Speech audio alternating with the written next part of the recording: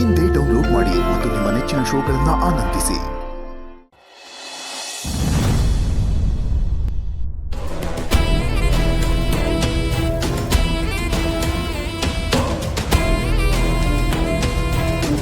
ಸಿದ್ದು, ಭಾವನಾ, ಸಿದ್ದು, ನೀನು ಅವರೇ ಕೂತ್ಕೊಳ್ಳಿ. ಓಹ್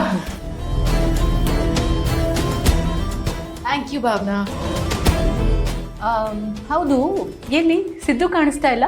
ಅವರು ಹೊರಗೆ ಹೋಗಿದ್ದಾರೆ. ಪರವಾಗಿಲ್ಲ ಬಿಡಿ. ಅಲ್ಲ ಭಾವನಾ, ಇದೇನಿದು ಇಷ್ಟು ಚಿಕ್ಕದಾಗಿರೋ ಮನೆಯನ್ನ ಸೆಲೆಕ್ಟ್ ಮಾಡಿಬಿಟ್ಟಿದ್ದೀರಾ? ಏನೋ ಒಂಥರ ಕೋಳಿ ಗೂಡು ಥರ ಅನ್ನಿಸ್ತಿಲ್ವಾ? ನಮಗೇನೋ ಕರೆಕ್ಟಾಗಿದೆ ಅಂತ ಅನ್ನಿಸ್ತಿದೆ. ಬದುಕೋಕೆ ಜಾಗ ಎಷ್ಟಿದೆ ಅನ್ನೋದಕ್ಕಿಂತ ಇರೋ ಜಾಗದಲ್ಲಿ ಬದುಕ್ತಿದ್ದೀವಲ್ಲ ಅನ್ನೋದು ಮುಖ್ಯ ಆಗುತ್ತೆ. ಅದು ಸರಿನೇ ಬಿಡಿ. ನೋಡಿ, ನನಗೆ ಚೆನ್ನಾಗಿ ಗೊತ್ತು ನಿಮಗೆ ಅತ್ತೆ ಮಾವನ ಮೇಲೆ ತುಂಬಾ ಕೋಪ ಇದೆ ಅಂತ. ಆದರೆ ಅವ್ರು ನಿಮ್ಮನ್ನು ಎಷ್ಟೇ ದ್ವೇಷ ಮಾಡ್ಬೋದು, ನಾನು ನಿಮ್ಮನ್ನು ಯಾವತ್ತೂ ಆ ರೀತಿ ಕೆಟ್ಟ ಭಾವನೆಯಿಂದ ನೋಡಿಲ್ಲ. ನೀವು ಬೇಕಾದ್ರೆ ಸಿದ್ದುನ ಕೇಳಿ ನೋಡಿ, ನಾನು ಯಾವತ್ತೂ ನಿಮ್ಮಿಬ್ರಿಗೂ ಒಳ್ಳೇದಾಗಲಿ ಒಂದಾಗಲಿ ಅಂತಲೇ ಬಯಸಿರೋದು. ಆದರೆ ಆ ಮನೆಯಲ್ಲಿ ನನಗೆ ಯಾರ ವಿರೋಧನೂ ಕಟ್ಕೊಳಕ್ಕಾಗಲ್ಲ. ಅದಕ್ಕೆ ಅಲ್ಲಿ ನಡೆದಿದ್ದನ್ನೆಲ್ಲ ಮನಸ್ಸಲ್ಲಿ ಇಟ್ಕೊಂಡು ನೀವು ನನ್ನ ಬಗ್ಗೆ ತಪ್ಪಾಗಿ ತಿಳ್ಕೊಬಾರ್ದು. ಅದನ್ನು ಹೇಳ್ಬಿಟ್ಟು ಹೋಗೋಣ ಅಂತಲೇ ಇಲ್ಲಿವರೆಗೂ ಬಂದೆ. ನನಗೆ ಅರ್ಥ ಆಗುತ್ತೆ ನೀಲು ಅವರೇ. ಕೆಲವೊಂದು ಸಾರಿ ನಮ್ಮ ಸ್ವಾತಂತ್ರ್ಯ ಮುಚ್ಚಿಟ್ಕೊಂಡು ಬೇರೆಯವ್ರ ಕೈಗೊಂಬೆ ಆಗಬೇಕಾಗುತ್ತೆ. ನೀವು ಕರೆಕ್ಟಾಗಿ ಅರ್ಥ ಮಾಡ್ಕೊಂಡಿದ್ದೀರಾ. ಅಲ್ಲಿ ನಾನೊಂಥರ ಕೈಗೊಂಬೆ ಇದ್ದ ಹಾಗೆ.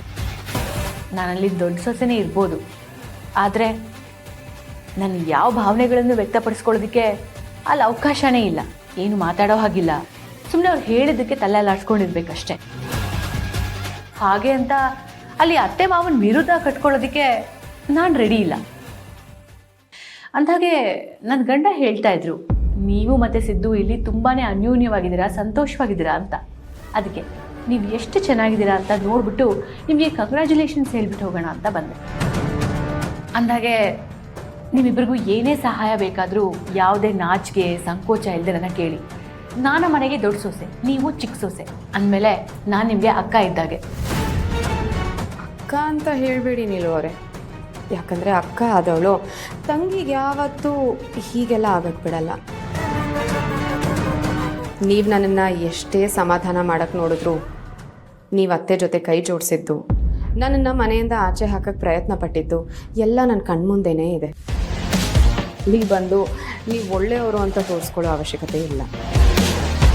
ಇದಕ್ಕೆ ನಾನು ಏನು ಹೇಳಿ ಭಾವನಾ? ನಾನು ಇಷ್ಟು ಹೇಳಿದ ಮೇಲೂ ನನ್ನ ಮೇಲೆ ತಪ್ಪೇ ತಿಳ್ಕೊತೀಯ ಅಂತ ಅಂದರೆ ನಾನು ಏನು ಮಾಡೋಕ್ಕಾಗುತ್ತೆ? ವಿಧಿ ಇಲ್ದಲೇ ನಿಮಗೆ ಇಷ್ಟೆಲ್ಲ ಕಷ್ಟಗಳನ್ನು ಕೊಡೋದ್ರಲ್ಲಿ ನಾನು ಪಾಲಾಗಬೇಕಾಗಿತ್ತು. ಅದಕ್ಕೆ ನಿಮಗೆ ನನ್ನಿಂದ ಏನಾದರೂ ಸಹಾಯ ಆದರೆ ಚಿಕ್ಕದೋ ದೊಡ್ಡದೋ ಮಾಡೋಣ ಅಂತ ಇಲ್ಲಿವರೆಗೂ ಬಂದೆ. ಅದಕ್ಕೆ ಹೇಳ್ತಾ ಇರೋದು, ಇದನ್ನೆಲ್ಲ ಮನಸ್ಸಿಂದ ತೆಗೆದುಹಾಕಿ ಯಾವುದನ್ನು ಮನಸ್ಸಲ್ಲಿ ಇಟ್ಕೊಳ್ದೆ ಏನೇ ಸಹಾಯ ಬೇಕಾದರೂ ಕೇಳಿ ಅಂತ. ನಮಗೆ ಯಾವ ಸಹಾಯನೂ ಬೇಕಾಗಿಲ್ಲ, ಅದು ನಿಮ್ಮಿಂದ. ನಮ್ಮ ಪಾಡಿಗೆ ನಮ್ಮನ್ನು ಬದುಕಕ್ಕೆ ಬಿಟ್ಬಿಟ್ರೆ ಸಾಕು. ನೋಡಿದ್ರಾ, ನಿಮ್ಗೆ ಇನ್ನೂ ನನ್ನ ಮೇಲಿರೋ ಕೋಪ ಹೋಗೇ ಇಲ್ಲ. ಇರಲಿ ಬಿಡಿ, ಒಂದಲ್ಲ ಒಂದಿನ ನಿಮಗೆ ಎಲ್ಲನೂ ಅರ್ಥ ಆಗುತ್ತೆ. ಇರಲಿ, ನಿಮಗೆ ನನ್ನ ಹತ್ರ ಕೇಳೋದಕ್ಕೆ ಇಷ್ಟ ಇಲ್ಲ ಅಂತ ಅಂದರೆ ಏನಾದರೂ ಕೇಳೋದಿದ್ರೆ ಸಿಂಚನ ಹತ್ರ ಹೇಳಿ. ಅವಳು ಬಂದು ಎಲ್ಲ ನನಗೆ ಹೇಳ್ತಾಳೆ. ಆಗ ನಾನು ನಿಮಗೆ ಸಹಾಯ ಮಾಡಿದಾಗುತ್ತೆ. ಅದನ್ನು ನಿಮ್ಮ ಹತ್ರನೇ ಕೇಳ್ಬೋದಲ್ವಾ? ಅದನ್ನು ಬಿಟ್ಟು ಇನ್ನೊಬ್ಬರನ್ನ ಸಹಾಯ ಕೇಳಿ ತೊಗೊಳ್ಳೋದು ನನಗೆ ಅವಶ್ಯಕತೆ ಇಲ್ಲ. ಅದಕ್ಕೆ ಮತ್ತೆ ಸಹಾಯ ಬೇಕಾ ಅಂತ ಕೇಳಬೇಡಿ ಪ್ಲೀಸ್. ಬೀದಿಗೆ ಬಿದ್ದರೂ ಕೊಬ್ಬಗೇನೂ ಕಮ್ಮಿ ಇಲ್ಲ. ಇಳಿಯುತ್ತೆ, ಇಳಿಸಕ್ಕೆ ನಾನಿದ್ದೀನಲ್ಲ. ಅಲ್ಲ, ಇಂಥ ಕೊಂಪೆನಲ್ಲಿದ್ದರೂ ಇಬ್ಬರು ಲವ್ ಬರ್ಡ್ಸ್ ಥರ ಸಂತೋಷವಾಗಿದ್ದೀರಾ. ನಾನಿದ್ಮೇಲೆ ನಿಮ್ಮನ್ನು ಸಂತೋಷವಾಗಿರಕ್ಕೆ ಬಿಡ್ತೀನಾ? ಚಾನ್ಸೇ ಇಲ್ಲ. ಸರಿ ಭಾವನ, ಹೇಳಬೇಕು ಅಂತ ಅನಿಸ್ತು, ಬಂದು ಹೇಳಿದೆ. ಇದ್ರ ಮೇಲೆ ನಿಮ್ಮಿಷ್ಟ. ಬರ್ತೀನಿ.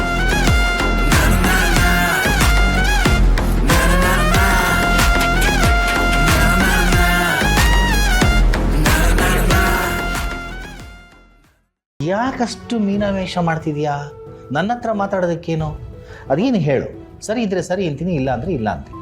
ನಿಮಗೆ ಗೊತ್ತಲ್ಲ ರೀ, ನಮ್ಮಿಬ್ಬರನ್ನ ಒಪ್ಕೊಂಡಿರೋದು ನಮ್ಮ ಅತ್ತಿಗೆ ಒಬ್ಬರೇನೆ. ನಾವು ಅವರಿಂದ ದೂರ ಇದ್ದರೂ ನಮ್ಮ ಮನೆಗೆ ಆಗಾಗ ಬಂದು ನಮ್ಮನ್ನು ಮಾತಾಡಿಸ್ಕೊಂಡು ನನ್ನ ತವ್ರ ಮನೆ ಮಧ್ಯೆ ಸೇತುವೆಯಾಗಿ ನಿಂತಿರೋದು ನಮ್ಮ ಅತ್ತಿಗೆನೆ. ನಾನು ನಿಮ್ಮನ್ನು ಪ್ರೀತಿಸಿ ಮದುವೆ ಆದಾಗ ಮನೆಯವರೆಲ್ಲ ವಿರೋಧಿಸಿದ್ರು. ಆದರೂ ನಮ್ಮ ಅತ್ತಿಗೆ ನಮ್ಮನ್ನು ಬಾಯಿ ತುಂಬ ಹಾರೈಸಿ ಒಳ್ಳೇದಾಗಲಿ ಅಂತ ಹೇಳಿದ್ರು. ನನಗೆ ಇಲ್ಲಿವರೆಗೂ ತಾಯಿ ಪ್ರೀತಿನ ಕೊಟ್ಟಿರೋದು ನಮ್ಮ ಅತ್ತಿಗೆನೆ. ಇದೆಲ್ಲ ಗೊತ್ತಲ್ಲ ಲಕ್ಷ್ಮಿ, ಅವ್ರ ಬಗ್ಗೆ ನಮಗೆ ಗೌರವನೂ ಇದೆ. ಏನೋ ಸುತ್ತಿ ಬಳಸಿ ಮಾತಾಡ್ತಾ ಇದೀಯಾ, ಅದು ಏನು ನೇರವಾಗಿ ಹೇಳಬಾರ್ದಾ? ರೀ, ನಮ್ಮ ಅತ್ತಿಗೆ ಇವತ್ತು ನನ್ನ ಹತ್ರ ಏನೋ ಕೇಳಿದ್ದಾರೆ. ಅದು ನಡೆಸ್ಕೊಡ್ಬೇಕು ಅಂದರೆ ನೀವು ಒಪ್ಕೋಬೇಕು. ನಾನು ಒಪ್ಕೋಬೇಕಾ? ಒಗಟೊಗಟಾಗಿ ಮಾತಾಡಬೇಡ ಲಕ್ಷ್ಮಿ, ಹೇಳು, ಅದೇನು ಹೇಳ್ಬಿಡು. ನಮ್ಮಿಬ್ಬರನ್ನ ಅತ್ತಿಗೆ ಅವ್ರ ಮನೆಗೆ ಕರೆದಿದ್ದಾರೆ.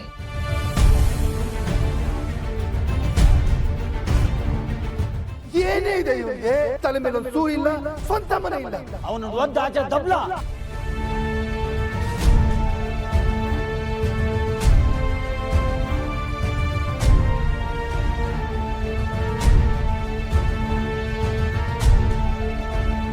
ಏನ್ ಹೇಳ್ತಾ ಇದೆಯಾ ಲಕ್ಷ್ಮಿ?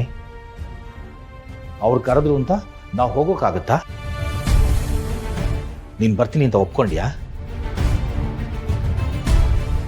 ಇಲ್ಲ ರೀ, ಅವ್ರು ಕರೆದಾಗ ನಾನು ಬರಲ್ಲ ಅಂತಲೇ ಹೇಳಿದೆ. ಆದರೆ ನಮ್ಮ ಅತ್ತಿಗೆ ನಾನು ಅತ್ತಿಗೆಯಾಗಿ ಕರಿತಾ ಇಲ್ಲ, ಒಬ್ಬ ತಾಯಿಯಾಗಿ ಕರಿತಾ ಇದ್ದೀನಿ. ಆ ತವ್ರ ಮನೆಗೆ ನೀನು ಬರಲ್ವಾ ಅಂತ ಕೇಳಿದ್ರು. ನನಗೇನು ಹೇಳಬೇಕು ಅಂತ ಗೊತ್ತಾಗಲಿಲ್ಲ. ಅದಕ್ಕೆ ನಿಮ್ಮ ಹತ್ರ ಒಂದು ಮಾತು ಕೇಳೋಣ ಅಂತ. ಇಷ್ಟು ದಿನ ನಾವು ಅವ್ರ ಮನೆಗೆ ಹೋಗದೆ ಇರೋದಕ್ಕೆ ಒಂದು ಬಲವಾದ ಕಾರಣ ಇದೆ. ಇವತ್ತು ನಾವು ಹೋದರೆ ಆ ಕಾರಣಕ್ಕೆ ಏನು ಅರ್ಥ ಬರುತ್ತೆ? ಅವರು ನಮಗೆ ಆಡಿರೋ ಮಾತು, ಹಾಕಿರೋ ಸವಾಲಿನಲ್ಲಿ ನಾವು ಸೋತಂಗಾಗಲ್ವಾ? ಒಂದು ವೇಳೆ ನಾನು ಎಲ್ಲರ ಮುಂದೆ ಸೋತರು ನೀವು ಮಾತ್ರ ಯಾರ ಮುಂದೆನೂ ಸೋಲ್ಬಾರ್ದು ಅನ್ನೋದೇ ನನ್ನ ಆಸೆ. ಅದಕ್ಕೆ ಅಲ್ವಾ ಇಷ್ಟು ವರ್ಷಗಳಾದರೂ ನಾನು ತವ್ರ ಮನೆ ಹೊಸ್ತಲು ತುಳಿದಿಲ್ಲ. ನಮ್ಮ ಅತ್ತಿಗೆ ಯಾವತ್ತೂ ಹಠ ಮಾಡದೇ ಇರೋರು ಇವತ್ತು ತುಂಬಾ ಹಠ ಮಾಡಿದ್ರು. ನನ್ನ ಹತ್ರ ಯಾವತ್ತೂ ಏನೂ ಕೇಳಿರಲಿಲ್ಲ.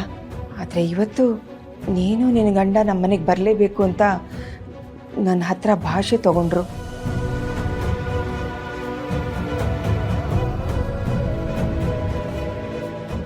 ನಿಮ್ಗಿಷ್ಟ ಇಲ್ಲ ಅಂದರೆ ಬಿಡಿ, ನಾನು ಫೋನ್ ಮಾಡಿ ಬರಲ್ಲ ಅಂತ ಹೇಳ್ಬಿಡ್ತೀನಿ.